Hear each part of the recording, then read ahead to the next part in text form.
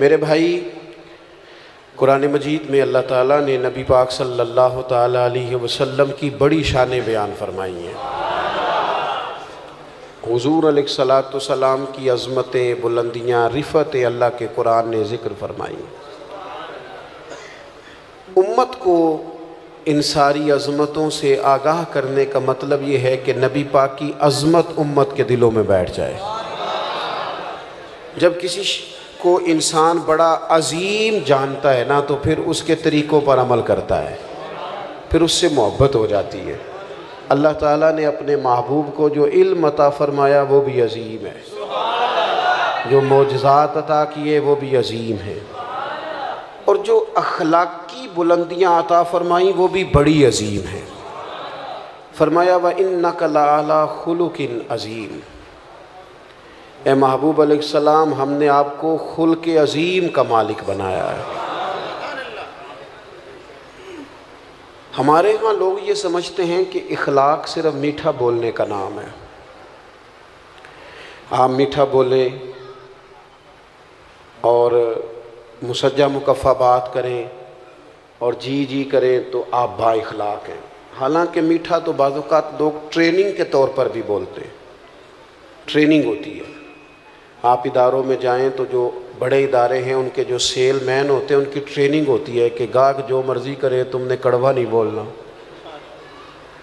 آپ چلے جائیں بڑی دکان پر، آپ نے کہا مجھے کپڑے چاہیے، تو وہ سیل مین آپ کو سارے تھان کھول کے دکھا دیتا ہے۔ آپ نے کہا نہیں یار تیرے پاس وہ نہیں جو مجھے چاہیے، تو وہ کہتا ہے ٹھہریں کچھ پیچھے بھی پڑیں، سارے اس نے کھول دیا۔ آپ نے کہا تجھے کہا تھا نا تیرے پاس وہ نہیں ہے جن کی مجھے ضرورت ہے، تو پھر بھی آپ کو ناراض نہیں کرتا، کڑوا نہیں بولتا، کہتا ہے جناب اگلے ہفتے آئیے گا، مال اور بھی آنا ہے۔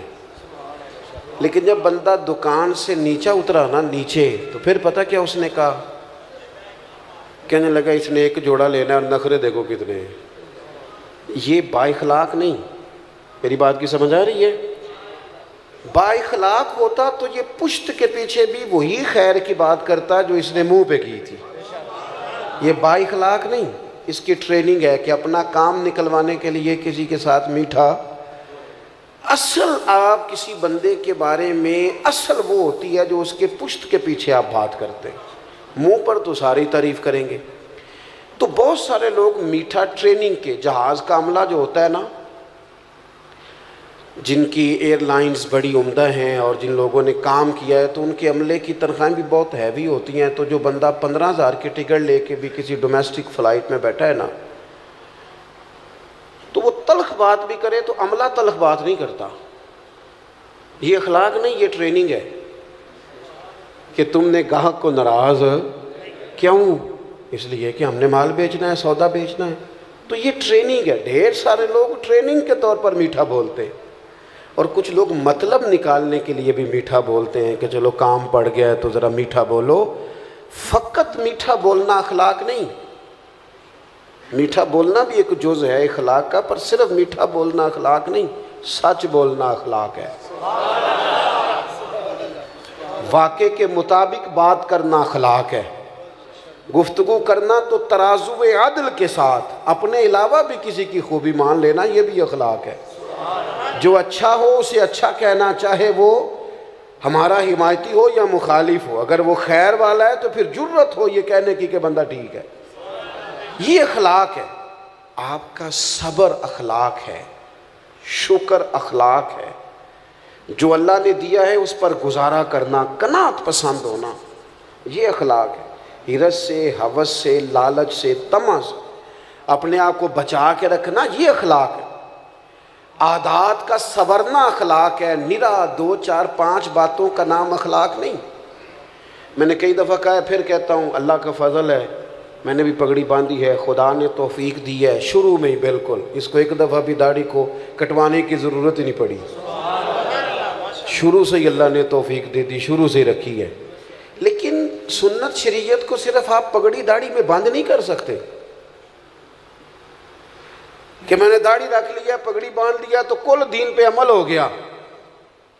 یہ سنت کی بڑے درجے ہیں، یہ اعلیٰ درجے، اس کی بڑی زیادہ اہمیت ہے۔ ہم بھی روز اس کی تبلیغ کرتے ہیں، لیکن نبی پاک علیہ السلام کی جو سنت اور حضور کی جو ادا سب سے پہلے لوگوں کے سامنے آئی تھی، وہ تو صادق اور امین ہونا ہے۔ وہ تو صادق اور امین ہونا ہے، جس سنت کا لوگوں کو سب سے پہلے پتہ چلا تھا کہ سچ بولتے ہیں، دیانتداری کا مظاہرہ کرتے ہیں۔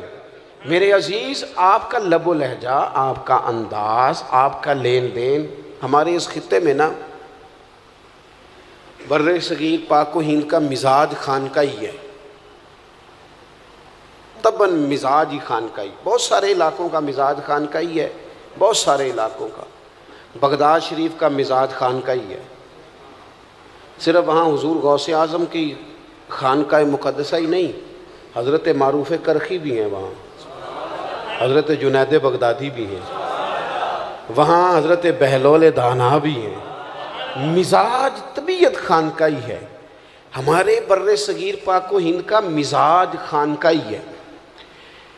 اس لیے یہاں پیر جس قسم کا بھی ہو چل جاتا ہے، جس قسم کا، چونکہ مزاج خانقاہی ہے نا، جس قسم کا بھی ہو وہ، کیونکہ پیر طریقت لکھا ہونا شرط ہے، چل جاتا ہے۔ مولوی صاحب نے نماز پڑھانی ہو تو چلو 10 صورتیں تو آنی چاہیے نا اسے، کچھ نہیں تو 10 صورتیں تو آئیں نا، لیکن پیر سے یہ بھی نہیں پوچھتے کہ تینوں کو 10 آندیاں نے کہ نہیں۔ ایک جگہ میں گیا تو میں نے ان سے کہا کہ یہ پیر صاحب، اب گفتگو ختم ہو گئی تو پیر صاحب دعا کر دیں گے، کہنے لگے ہمارے پیر صاحب دعا نہیں کرتے، تقریر بھی نہیں کرتے۔ میں کہ نو آندی نہیں ہے، نو کسی مدرسے پاؤ، آندی سے ضرور کرنی سی، مطلب کوئی کرائیٹیریا تو ہونا یار، اتنا زیادہ تو نہ اپنے آپ کو نیچے لے جائیں کہ کوئی حال ہی نہ ہو، جو آپ جس کو مرضی آپ کوئی دنیا میں کرائیٹیریا مقرر کریں کسی چیز کا بھی۔ بڑے نے جی اب نہ نکالیے گا پیسے، اب میری بات سنیں، اللہ جزائے خیر دے۔ دوست، اخلاقی رویوں میں مضبوطی لانے کے لیے ہمارے صوفیاء نے، یہ مزاج صوفیانہ ہے یہاں۔ اب یہ تبلیغ تو یہاں صوفیاء نے کی، دین انہوں نے پھیلایا، لیکن جو تعارف ہے نا مذہب اسلام کا، ہندوستان میں تعارف وہ تاجروں نے کرایا ہے۔ یہاں سب سے پہلے جو لوگوں کو تعارف ہوا نا مذہب اسلام کا، قرآن کا، نبی پاک علیہ السلام کا، وہ تاجروں کے ذریعے ہوا ہے۔ جب بحری سفر شروع ہوئے تو ہندوستان کے تاجروں کے، عرب کے تاجروں کے ساتھ لین دین کے معاملات شروع ہوئے، یہاں کی چیزیں وہاں بکنے لگی، وہاں کی یہاں بکنے لگی، لین دین ہونے لگا۔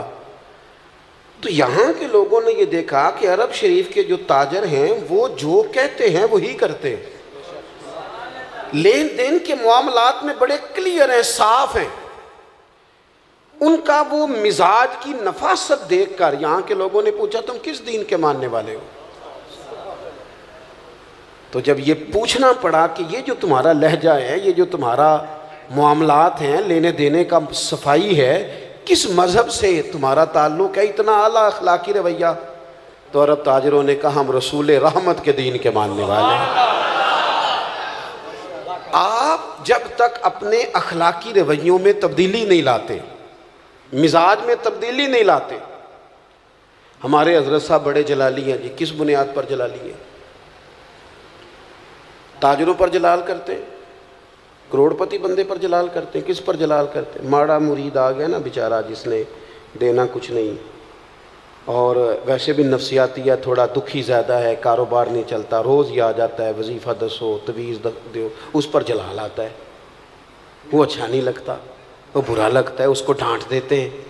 وہ جلالی پیر تو تھے وہ کہ جن کو لوگوں کی غلطیوں پر، ان کے بار بار گناہ کے اصرار پر جلال آتا۔ وہ کون تھے؟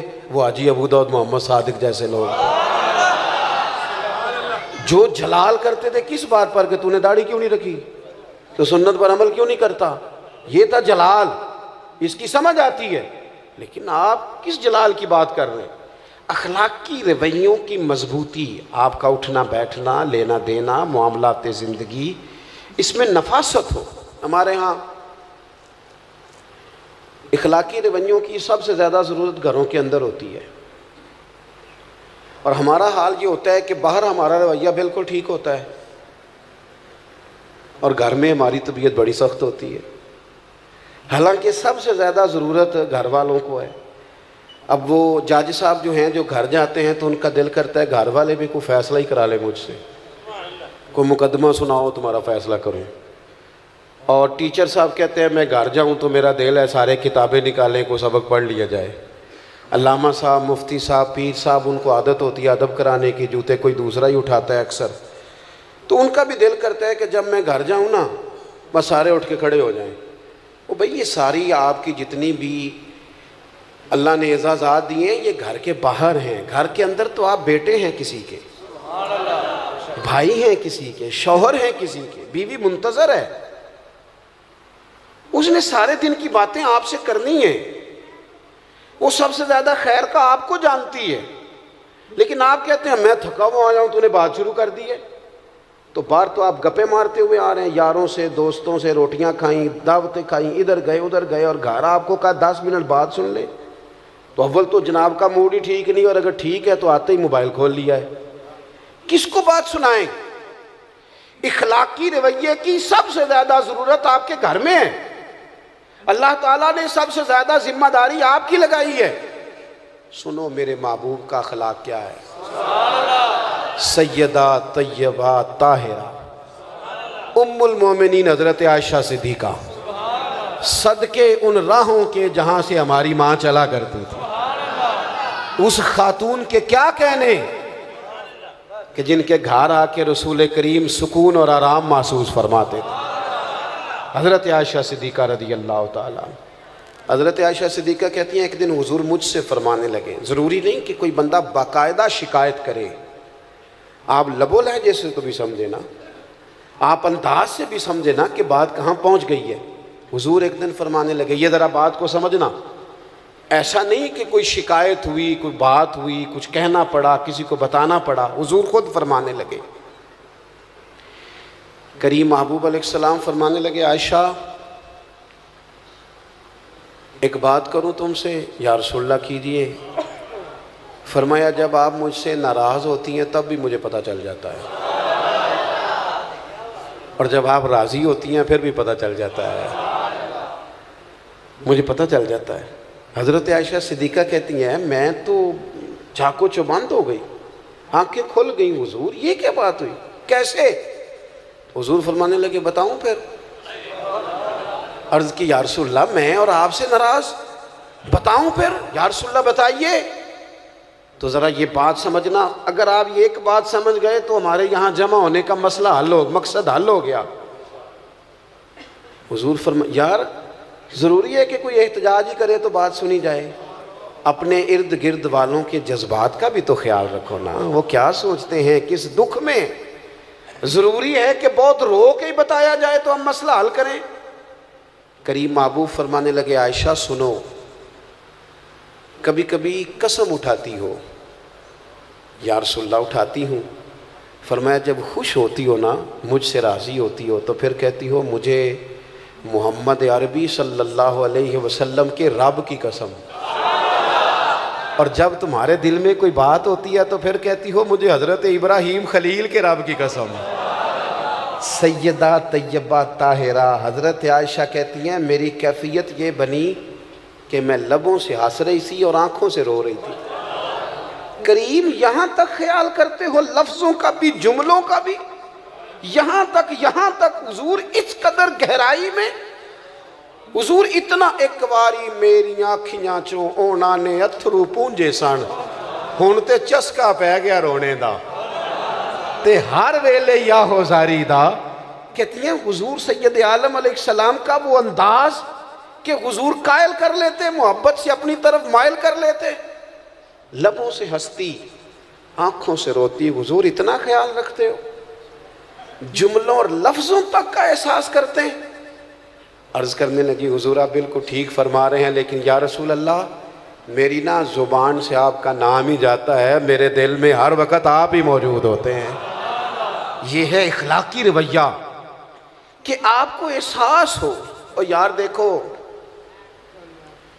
جس بندے سے ہمارا 6 مہینے بھی تعلق رہے نا، کوئی نہ کوئی تلخی آ ہی جاتی ہے. یہاں میں نے دیکھا ہے مقدس ترین سفر حرمین کا، مقدس، لوگ بڑے شوق سے مل کے جاتے ہیں، وہاں جا کے شکوے کرتے ہیں ایک دوسرے کے. پہلی بات تو یہ ہے کہ مطمئن ہونے کو تو ہم ویسے ہی تیار نہیں، اور وہاں جا کے اب تو خیر ماحول اس طرح کا ہے، کئی سال پہلے کی بات ہے، حرم کعبہ کے سامنے دو لوگ اپنے ٹریول ایجنٹ کا شکوہ کر رہے تھے، سان لوٹ لیا سو۔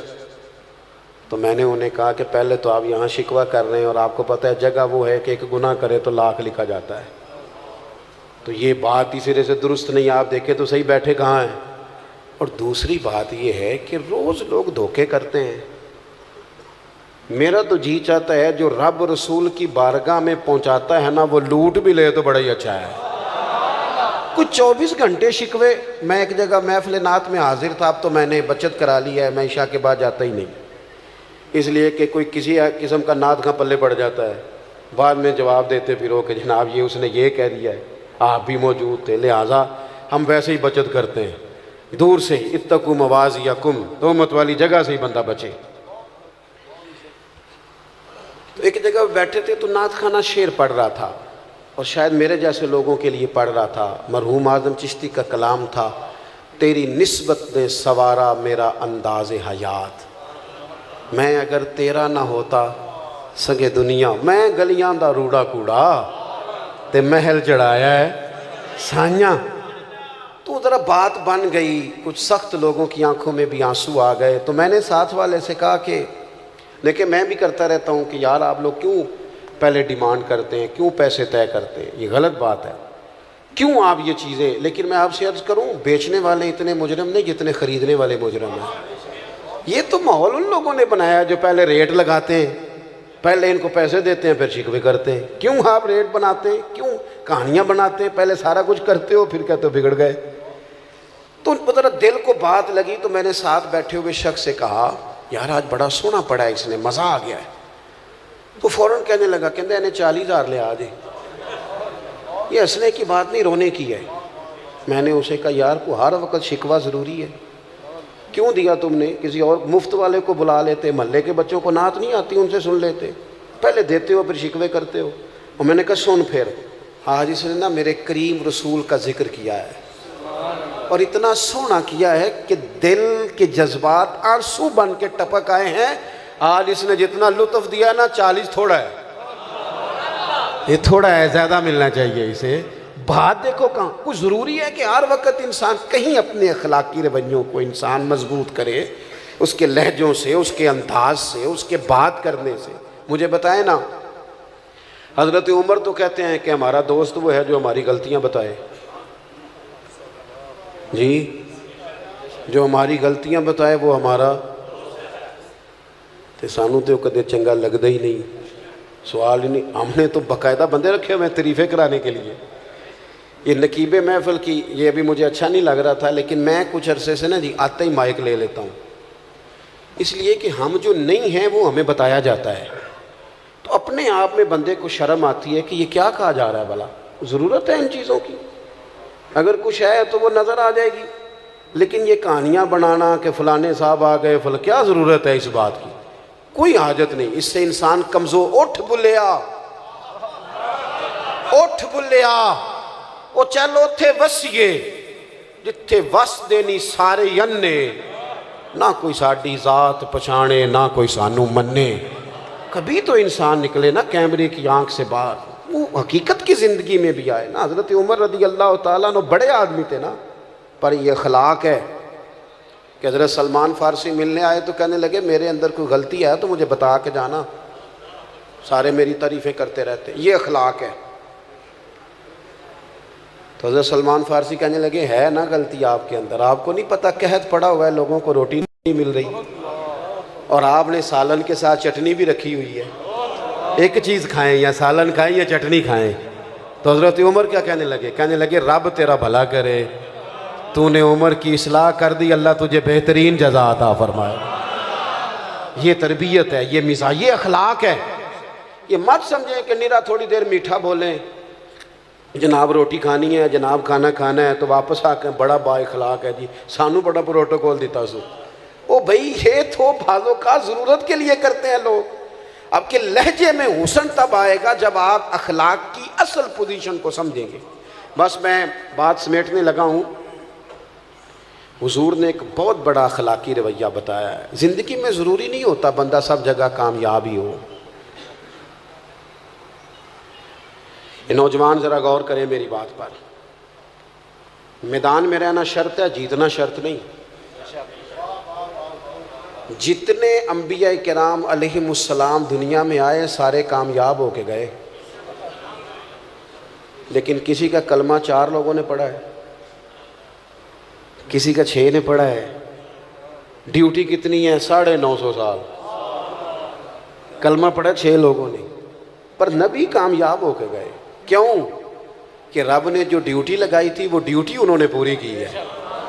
ان کے ذمے ڈیوٹی لگائی گئی تھی، ان کے ذمے ہزاروں لاکھوں کا مجمع جمع کرنا. کو نہیں سمجھ آئی آپ کو میری بات کی؟ ہم نہ جیتنا چاہتے ہیں، ہمیں لازمی طور پر نتیجہ اپنی مرضی کا چاہیے، اور نہ بھائی چھوڑ دے، نتیجہ اس پہ چھوڑ دے. جو لوگ سب سے پہلے جنہوں نے خون دیا تھا نا اسلام کی بنیاد مضبوط کرنے کے لیے، سب سے پہلا خون، وہ بدر کے 14 شہید ہیں. نام بتاؤ ان کے، بتاؤ نام کیا ہے؟ اسلام کا رعب جو پوری دنیا میں بیٹھا ہے وہ بدر کے لوگوں کی وجہ سے ہے، جو میدان بدر میں گئے. وہ 14 لوگ جنہوں نے خون دیا، نام بتاؤ ان کے. نہیں آتے لوگوں کو. وہ اگر نام بناتے، تختیاں لگواتے تو کام نہیں ہوتا تھا. انہوں نے کہا نام اس کریم کا ہی جچتا ہے جس کریم کے سہارے ہم میدانوں میں کھڑے ہیں. ہم تو نا جی کسی چکر میں ہیں. یہ اخلاقی کمزوری ہے. آپ اپنے حصے کی ڈیوٹی کریں، آپ ڈیوٹی کریں، اپنے حصے کی کام کریں. حضور نے صحابہ کو جہاں کھڑا کیا نا، حکمتیں نہیں پوچھی انہوں نے، دلائل نہیں پوچھے. یہ کام تو اس کا مطلب کیا ہے؟ غلام بھی کبھی حکمت پوچھتا ہے؟ غلام تو نوکری کرتا ہے. انہوں نے حکمت، یہ بڑا مزہ ہے. آپ کسی کی غلامی کریں تو پھر حکمتیں نہ پوچھیں، پھر دھیان سے غلامی کریں، توجہ سے غلامی. ہمارے ہاں لوگوں کو واضح حکم کا پتہ چل جائے تو پھر بھی تعویل کرتے ہیں، گنجائش نکالتے ہیں. پورا واضح حکم ہے پھر بھی گنجائش نکالیں گے. حضور علیہ السلام کے غلاموں کا کیا حال تھا؟ یہ ان کا رویہ تھا اخلاقی. نبی کریم جمعہ پڑھا رہے ہیں، خطبہ دیتے دیتے دیکھا ایک بندہ کھڑا ہو گیا ہے. حضور نے فرمایا بیٹھ جاؤ. سادی سی بات ہے. ابھی میں نے بھی کئی دوستوں سے اشارے سے کہا کسی کہ یار بیٹھ جاؤ بیٹھ جاؤ، ماحول ذرا ٹھیک رہتا ہے. کریم فرمانے لگے بیٹھ جاؤ، سادی سی بات ہے. نام نہیں لیا حضور نے، نام نہیں لیا. یہاں تو نام لے کے کہتا ہے نا والد بیٹا ذرا مجھے پانی پلانا، نام لے کہتا ابا جی چھوٹے کو کہہ دیں. حضرت شیخ ابو مرتعش ایک صوفی گزرے ہیں، صاحب رسالہ کشیریہ نے ان کا ذکر کیا ہے. وہ کہتے ہیں میں حج پہ جا رہا تھا، میرا نفلی حج تھا، تو لوگ جمع تھے، نعرے شارے لگ رہے تھے. یہ بھی ایک باریک پہلو ہے اہل تصوف کے ہیں، اسے سمجھیے گا. میں تیار تھا، پھول شول تیار تھے، نفلی حج تھا. گھر میں بیٹھا تھا اور میں حضرت صاحب بھی تھا. یہ بھی بڑا مسئلہ ہوتا ہے، یہ بڑی بیماری ہوتی ہے اللہ ماشاءاللہ. کہتے میں شیخ بھی تھا. تو گھر میں بیٹھے بیٹھے نا میری اماں جی نے نا مجھ سے پانی کا گلاس مانگا. اب حج آج کل کا نہیں، حج عمرہ آج کل کے حج سے بھی لوگ بڑے پریشان ہوتے ہیں، کہتے ہیں جی دیکھو جی بڑا تھک گئے. حالانکہ گھر سے گاڑی میں بیٹھتے ہیں، ایئرپورٹ پہ صاف ستھرے کپڑوں میں، جہاز میں کھانا ملتا ہے، وہاں نیچے اترتے ہیں تو پھر گاڑی کھڑی ہے. لیکن آپ پوچھ لیں ٹینشن بڑی ہے، پریشانی بڑی ہے، پتہ نہیں کس بات کی ہے، اللہ جانے کیا ہے. اس وقت حج کیا تھا؟ 6 مہینے کا پیدل رستہ، خود کھانا ساتھ لے کے جانا ہے، پکا کے کھانا ہے، خیمہ ساتھ ہے جہاں رات آئے گی لگا کے سونا ہے. لیکن لوگ جاتے تھے. شیخ ابو مرتش کہتے ہیں مشکل ترین حج، میری تیاری، نعرے لگ رہے ہیں اور پھول آ رہے ہیں اور حالات اور ہیں. گھر میں بیٹھا تھا، کل پرسوں میں نے حج پہ جانا ہے. میری اماں جی مجھ سے کہنے لگی پتر ذرا پانی کا گلاس تو دینا. تو میرے اندر سے آواز آئی کہ میں مثلاً حاجی بھی ہوں اور میں شیخ بھی ہوں، تو پانی تو چھوٹا بھائی بھی دے سکتا ہے. کہتے میں چھوٹے بھائی سے کہا امی جی کو پانی دینا. وہ پانی لے آیا تو فوراً میرے دل نے مجھ سے کہا شیخ सैकड़ों मील का पैदल हज तेरे लिए आसान है और माँ को पानी देना तेरे लिए मुश्किल है। सच बता, ये हज अल्लाह की रज़ा के लिए कर रहा है या हाजी कहलवाने के लिए कर रहा है?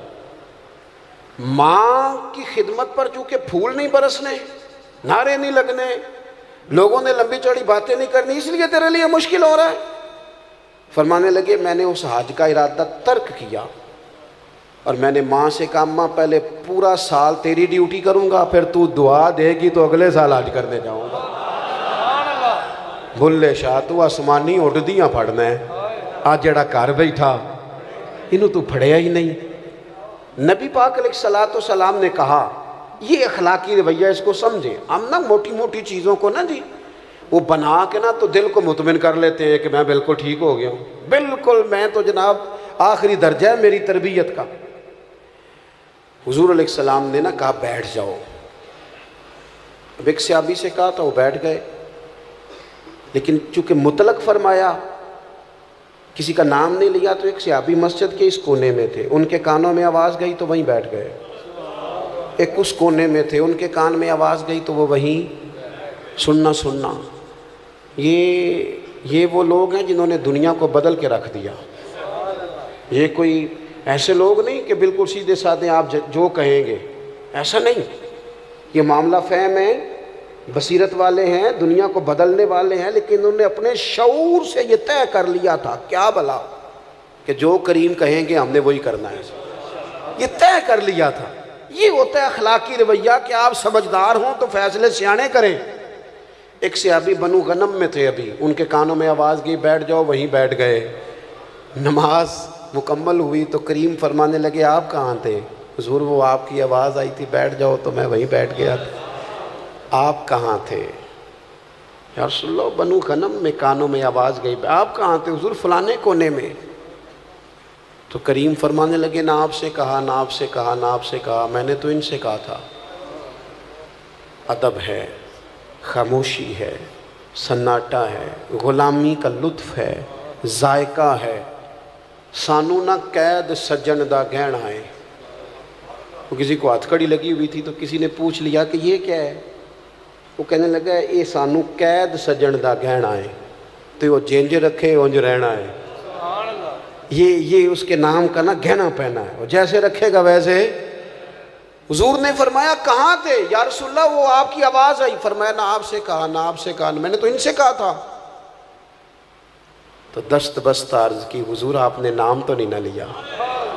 हमने कहा बैठ जाओ तो हम बैठ गए। अपनी ज़िंदगी में ये है अखलाकी रवैया कि दीन का हुक्म कहीं इशारतन भी पहुँचे तो बंदा दौड़ के उस पर अमल करे। लेकिन हमारा ये हाल है कि चंद चीज़ों को ना, चंद एक चीज़ों को तय करके अपनी मर्ज़ी का अमल, और अपनी मर्ज़ी से ही अपनी मर्ज़ी। एक साहब आज आए हुए थे जुम्मे में, कहने लगे टाइम।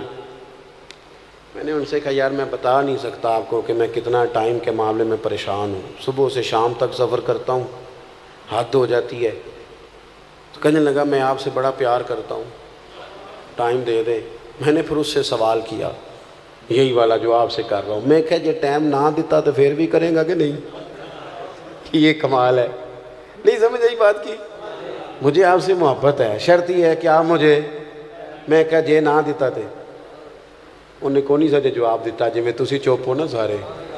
वो भी गौर ना मैनू तकदा सी। मैंने कहा ये मोहब्बत नहीं है, ये तो ये है कि जे तुसी मनो तो फिर ठीक है, ना मनो तो फिर बाहर जाके आकांगे बड़े हो गए ने, उन तो गल ही नहीं सुनते, फिर कुछ और कह लेंगे जिस तरह भी हमारा देसी लहजा है।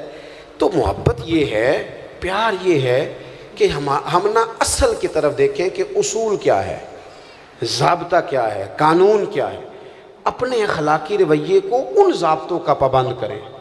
एक बात आखिर में, बात तो मुकम्मल हो गई थी, वो मेरा दिल है वो भी कर दूँ। हुजूर ने एक रवैया और भी सिखाया है, और बाकायदा बैत ली हुजूर ने सहाबा से। हज़रत हकीम बिन हिज़ाम कहते हैं हुजूर ने फरमाया मेरी बैत करो। अर्ज़ की हुजूर किस बात पर? इस्लाम पर तो हम बैत कर चुके हैं। तो हुजूर ने फरमाया बैत करो कि तुम किसी दुनियादार के सामने हाथ नहीं फैलाओगे। थोड़ा सा ना जो रब ने दिया उस पर जीना सीखे। بس کوئی بندہ آپ کسی کروڑ پتی آدمی کی طرف بھی کبھی امید لگائیں گے تو چند ہزار کے بعد بھی بات کرے گا۔ یہ بہت بڑا اخلاقی رویہ ہے کہ انسان کو جو رب نے دیا ہے بندہ اس پر راضی ہونا شروع کر دے۔ حضرت حکیم بن حزام کہتے ہیں ہم نے بیعت کی تھی کہ محبوب ہم دنیا داروں کے سامنے کبھی ہاتھ کمزور کر دیتے ہیں لوگ، آپ دکھڑا سنا کے دیکھ لیں، بنتا بھی کچھ نہیں اور آپ کی بات بھی ادھر ادھر نکل جاتی ہے۔ تھوڑا مضبوط ہوں زندگی میں کچھ، اور زندگی میں ایک وقت ایسا بندے پہ آتا ہے جب وہ تنہا رہ جاتا ہے اور اپنے چاروں جانب جب وہ گھوم کے دیکھتا ہے تو پھر اسے سمجھ آتی ہے سہارا اللہ رسول کا ہی ہے، اور پھر وہ بات اسے تگڑا بھی کر جاتی ہے، مضبوط کر جاتی ہے، اسے جینا آ جاتا ہے۔ حضرت حکیم بن حزام کہتے ہیں وہ ہم نے طے کر لیا تھا اور اتنا طے کیا تھا کہ جناب حکیم بن حزام بوڑھے ہو گئے تھے۔ یہ ہے اخلاق جو حضور نے سکھایا۔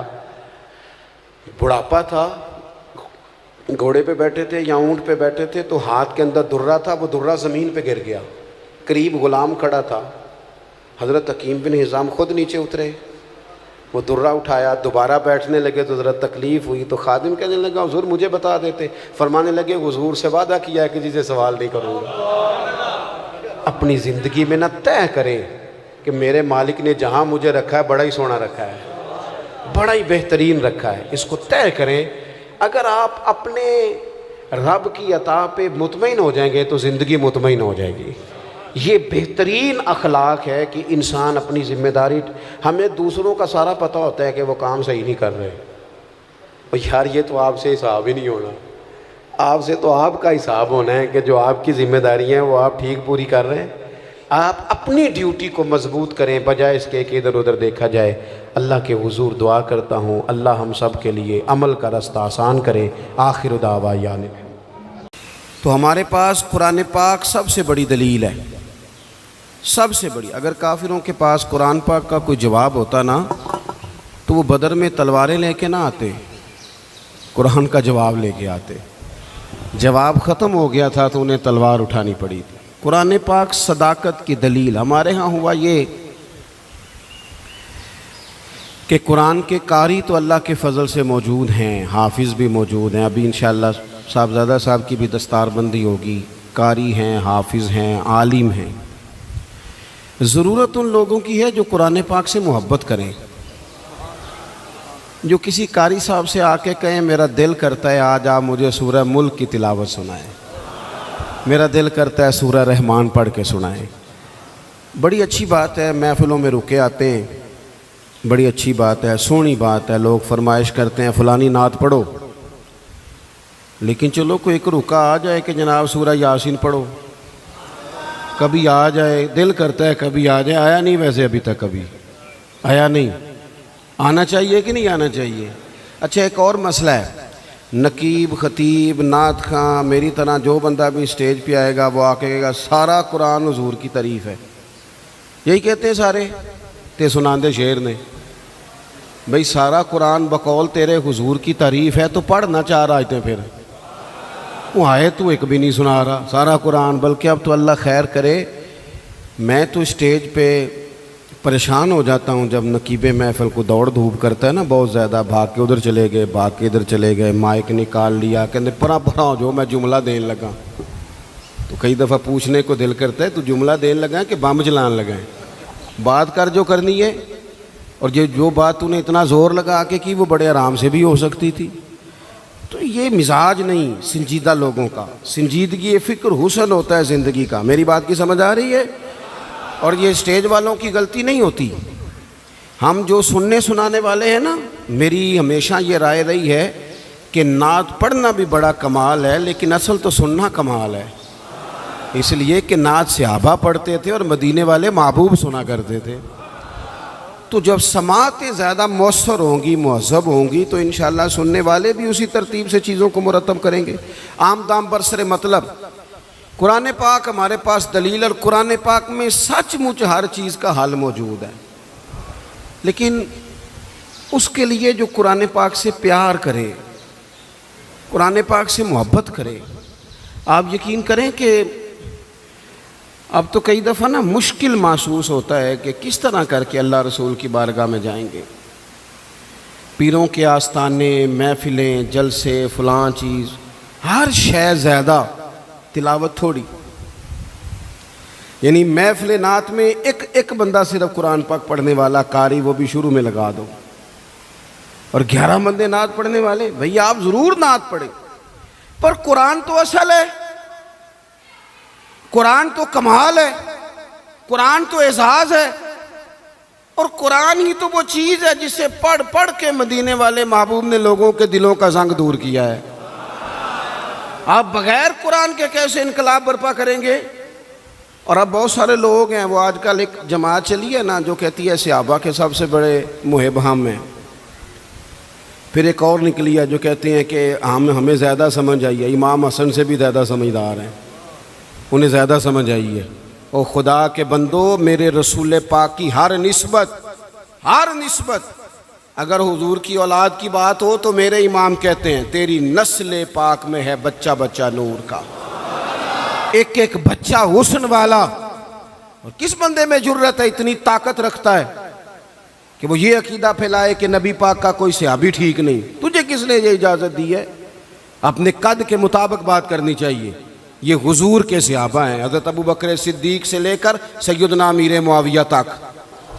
حضور کا ہر صحابی آنکھوں کی ٹھنڈک ہونی چاہیے، تبھی عقیدہ حسین رہتا ہے. یہ جو کمزوریاں دکھائی جا رہی ہیں یہ صرف کتاب و سنت سے، یعنی لوگ شعروں کے زور پر عقیدے تگڑے کرنا چاہتے ہیں. شعر ہم سے زیادہ کون پڑھے گا؟ ہمیں تو بیماری ہے شعروں کی. میں سمجھتا ہوں اچھا شعر تو اچھے ادب کی علامت ہوتا ہے، لیکن شعر ہے، عقیدہ نہیں. عقیدہ قرآن و حدیث ہے، عقیدہ کتاب و سنت ہے. میری بات کی سمجھ آ رہی ہے آپ حضرات کو؟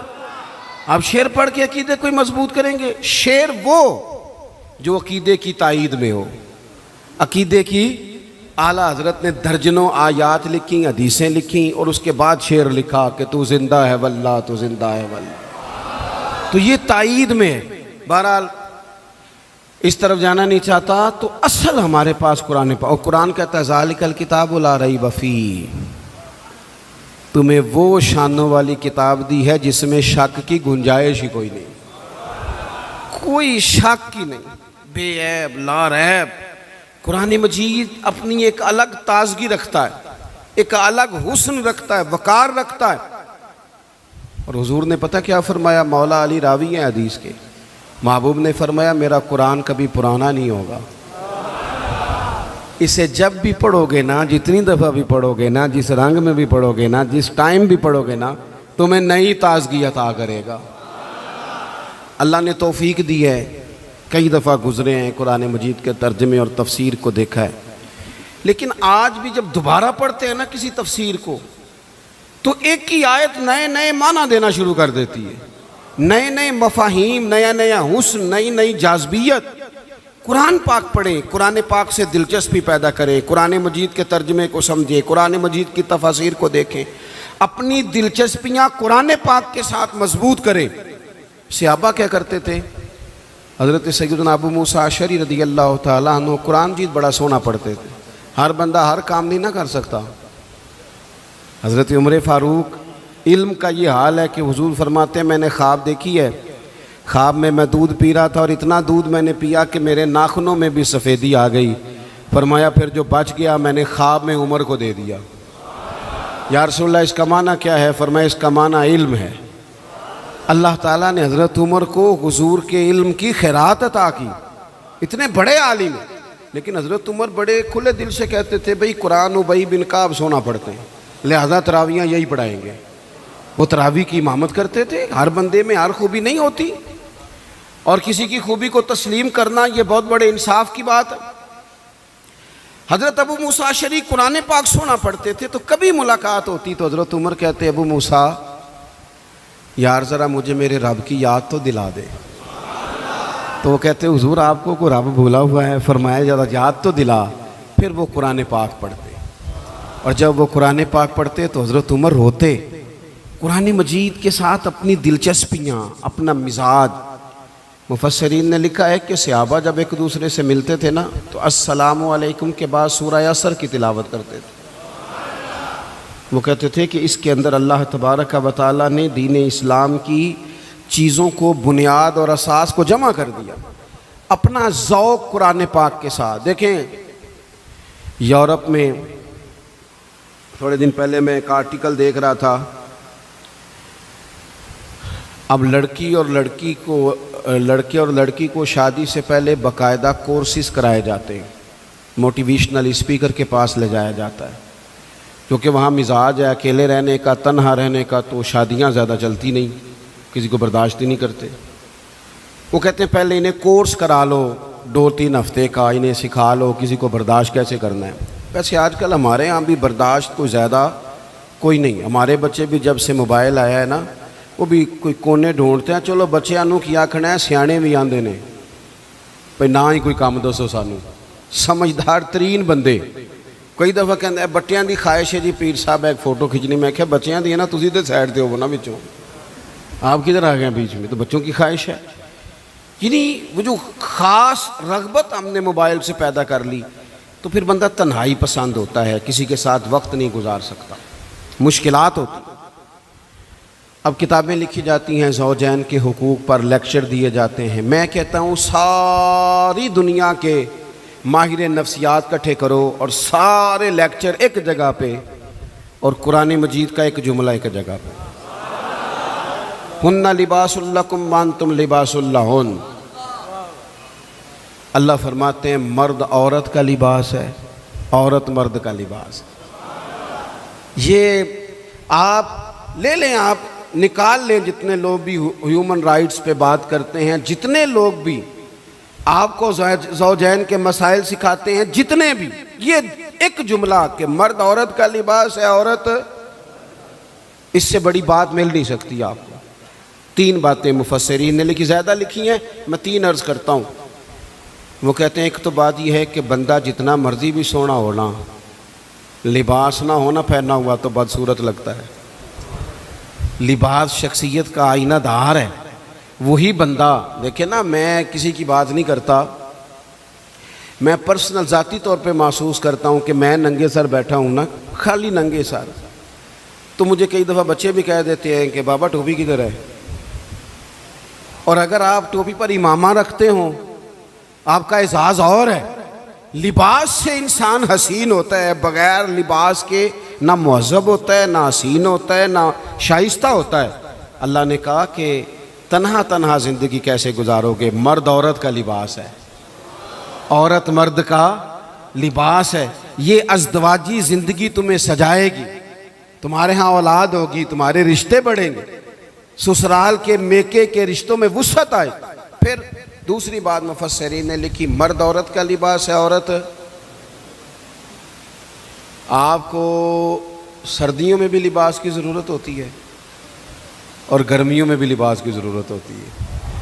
یعنی اگر آپ شدید گرمی میں بھی باہر نکلیں گے تو کوئی آپ سے کہے گا او کپڑا رکھ لے بھائی سرتے، اس کا مطلب ہے لباس گرمی سے بھی بچاتا ہے اور سردی میں تو پھر ضرورت ہے ہی۔ تو یہ جو میاں بیوی ہوتے ہیں نا، یہ بھی ایک دوسرے کو دکھوں سکھوں سے بچاتے ہیں۔ یہ بھی گہرائی میں آپ اتر کے دیکھیں تو یہ ڈھارس بندھاتے ہیں، ایک دوسرے کے لیے یہ آسانی کا باعث بنتے ہیں۔ اور تیسری بات، جسم کے اوپر جتنے بھی داغ دھبے ہوں نا، لباس سے چھپ جاتے ہیں۔ سارے عیب لباس چھپا دیتا ہے۔ میرے رب نے کہا عورت تیرا لباس ہے، تو عورت کا لباس ہے، وہ تیرے پردے رکھ لے گی، تو اس کے پردے رکھ لینا، چھپ جائیں گے۔ تو آپ قرآن مجید کو پڑھیں گے، یہ میں نے صرف گھر کا ایک ذاتی مسئلہ جس کی ہر ایک کو ضرورت ہے، وہ قرآن پاک سے آپ کی خدمت میں عرض کیا۔ آپ قرآن پاک کو پڑھیں، قرآن مجید کی تلاوت کریں۔ آپ، میرے پاس ایک صاحب آئے تھے، کہنے لگے میں اخلاقی بلندی چاہتا ہوں لیکن قرآنی اخلاق سے، میں نے کہا تو صرف سورۃ حجرات کی تلاوت کر، اس کو سمجھ لے جا تو ایک سورت پڑھ، تجھے اندازہ ہو جائے گا کہ کتنے بلند اخلاق کی قرآن بات کرتا ہے۔ آخری گزارش جو آپ سے کرنی، آپ میری بات پر زیادہ توجہ دیں گے۔ قرآن پاک خالی بھی پڑھا جائے نا تو رحمت کا نزول ہوتا ہے۔ یعنی ایک حرف پڑھنے سے 10 نیکیاں ملتی ہیں، اور حضور نے وضاحت کر کے کہا کہ میں یہ نہیں کہتا کہ الف لام میم ایک حرف ہے، فرمایا الف ایک ہے، لام دوسرا ہے، میم 30 نیکیاں ملتی ہیں۔ آپ کی میں بات نہیں کرتا، لیکن چند ایک لوگ جن کو میں زیادہ قریب سے جانتا ہوں، جہاں مجھے زیادہ، میں خاص اپنے دوستوں کو اکیلے میں بھی گزارش کرتا ہوں کہ یار مجھے لگتا ہے کہ تجھے کئی مہینے ہو گئے تو نے قرآن پاک نہیں دیکھا۔ میرے حضرت صاحب رحمۃ اللہ علیہ مریدوں سے کہتے تھے قرآن دی ضرور کھولنا، اور ایک صاحب ایسے تھے کہ جو بڑے سخت مصروف رہتے تھے، تو حضرت صاحب ان کو فرمانے لگے نہ بھی نہ کبھی بڑا کم ٹائم ہو نا، پڑھنے کا موقع نہ بھی ہو تو سویرے ایک دفعہ نماز کے بعد اس کی زیارت کر لینا، قرآن پاک سے رحمت کی شعائیں نکلتی ہیں۔ قرآن پاک کے ساتھ اپنی دلچسپیاں، یعنی سویرے سویرے نا میری والدہ، آپ کو پتہ ہے دیہاتوں میں سب نے بھینسیں رکھی ہوتی تھی، تو اماں جی یعنی وہ سویرے اٹھ کے دودھ رڑک کے اور پھر وہ جب مصلی بچھاتی تھی، تب میں سمجھتا تھا کہ یہ تکلفات ہیں، چونکہ جب بندہ پڑھ دیتا ہے نا پھر اسے گنجائشوں کا بھی پتہ چل جاتا ہے۔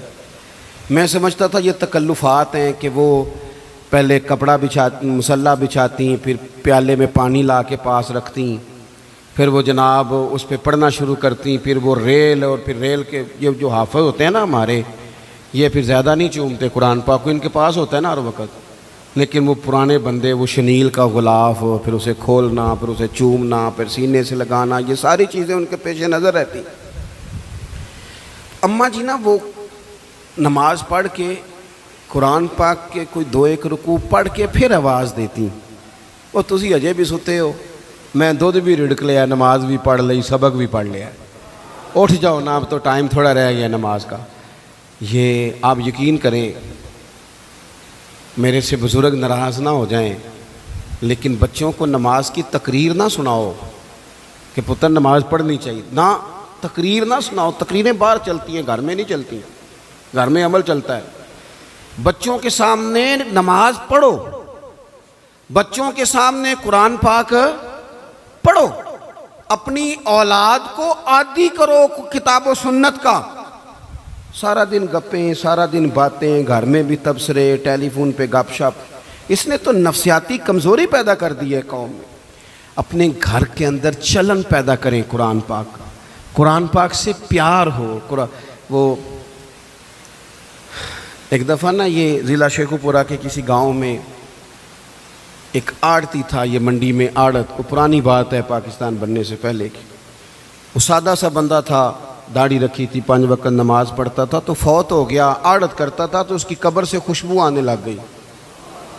یہ تو کدی کسی پیر دی قبر چوندی تو پھر کوئی منڈیاں نے وٹت کرنی سی پیراں دیاں نے، پھر تو کمال ہو جانا تھا، اللہ خیر فرمائے، اللہ ماشاءاللہ۔ پھر کوئی کہانی، کوئی کرامت ادھر ادھر سے جوڑ جاڑ کے بھی لوگ بنا لیتے ہیں، لیکن وہ سادہ آدمی تھا، قبر سے خوشبو آنے لگ گئی، شور پڑ گیا، لوگ جمع ہو گئے، بندے نا آہستہ آہستہ وہ عدت ختم ہوئی تو اس کی خاتون سے کہنے لگے کہ مثلاً وہ انگوٹھا چھاپ بندہ تھا، سائن بھی نہیں کرنے آتے، قبر سے خوشبو، آخر کوئی تو عمل ہوگا۔ کہنے لگی اسے نا قرآن پاک سے بڑا پیار تھا، پڑھا ہوا نہیں تھا، تو ہر روز وضو کر کے نا دن میں 2 وقت قرآن پاک کھولتا اور پھر اس پہ لائنوں پہ انگلیاں رکھ رکھ کے چلاتا، رو کے کہتا مالکا غلطی ہو گئی ہے، میں نے پڑھنا چاہیے سی، اللہ تو جو بھی آکھے ہے سچی آکھے ہے، تیرا کلام بڑا سچا ہے، مالک تو بڑا کریم ہے، تو میرے واسطے خیر دیاں گلاں کی تھی۔ کہتے ہیں وہ قرآن پاک سے بڑا پیار کرتا تھا، بیماری، تندرستی، سفر، حضر، قرآن سے بڑا پیار کیا۔ لوگ سمجھ گئے یہی تو وجہ ہے کہ قبر کی مٹی سے بھی خوشبو آ رہی ہے۔ اچھا، میں بعض جگہوں پہ مجھے زندگی میں ایسے بھی تجربات ہوئے کہ یار یہ اللہ کی کتاب ہے۔ میں جہاز میں بیٹھا تھا تو موبائل پہ میں نے قرآن شریف کھول لیا، میں نے کہا چلو اتنی دیر کی فلائٹ ہے کچھ پڑھتے ہیں، تو ایک میرے دل میں بدگمانی آئی۔ کبھی کبھی پگڑی دالی والا بندہ میری طرح اللہ معاف کرے سمجھ لیتا ہے نا نیک بھی میں ہی ہوں، یہ بھی کبھی کبھی بدگمانی آ جاتی ہے۔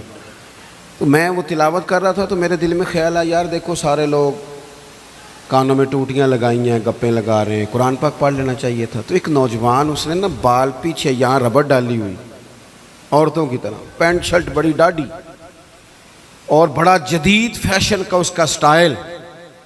تو میرے ساتھ جو سیٹیں تھیں ان پہ وہ بیٹھ گیا، اور پھر اس نے فائلوں کے اندر سے سورۃ یاسین نکال دی، اور جب اس کو میں نے تلاوت کرتے دیکھا نا تو میں نے دل ہی دل میں معافی بھی مانگی اللہ سے، اور میرے دل میں یہ بھی خیال آیا کہ یہ اللہ کا قرآن ہے، مولوی وہ قاری صاحب، حافظ صاحب، وہ فلاں صاحب، اپنے جیسے لوگوں سے، نیک لوگوں کی بات نہیں کر رہا، وہ تو نہ پڑھے تو کیا سمجھتا ہے، کوئی پڑھتا ہی نہیں، یہ تو اللہ کا قرآن ہے، یہ پڑھا جاتا تھا، پڑھا جاتا ہے، اور قیامت کے بعد بھی پڑھا جاتا رہے گا۔ پتہ نہیں اللہ نے، یعنی اگر میں اور آپ نہیں پڑھیں گے تو یہ محتاج نہیں، کس کس سے رب پڑھوا رہا ہے، کون کون پڑھ رہا ہے، کس طرح لوگ پڑھ رہے ہیں۔ تو قرآن پاک سے محبت کریں۔ آج زور کے بعد پڑھ لیں گے کوئی دو چار آیتیں؟ چلو میں کدوں آکھے ہاتھ کھڑے کرو یا قسم چکو، تسی نیت بھی نہیں پہ کر دے، تھوڑا سا پڑھ لیں گے انشاءاللہ تعالی۔ اچھا 2-3 دن میرے کہنے پہ پڑھیں آپ، 2-3 دن، صرف لمبا نہیں۔ میرا یہ تجربہ ہے، جو بندہ صبح صرف 2 دن الارم سے اٹھے نا نماز کے لیے فجر میں، تیسرے دن خود بخود آنکھ کھل جاتی ہے۔ اللہ نے نا یہ دماغ کا کمپیوٹر اس طرح کا بنایا ہے کہ نیند بھی اس میں فٹ ہوتی ہے کہ اتنے سے اتنے بجے تک سونا ہے۔ تو اگر آپ فٹ کر لیں گے نا کہ میں نے نماز میں اٹھنا ہے، پھر تلاوت کرنی ہے، تو انشاءاللہ تعالی آپ کی آنکھ کھلا کرے گی۔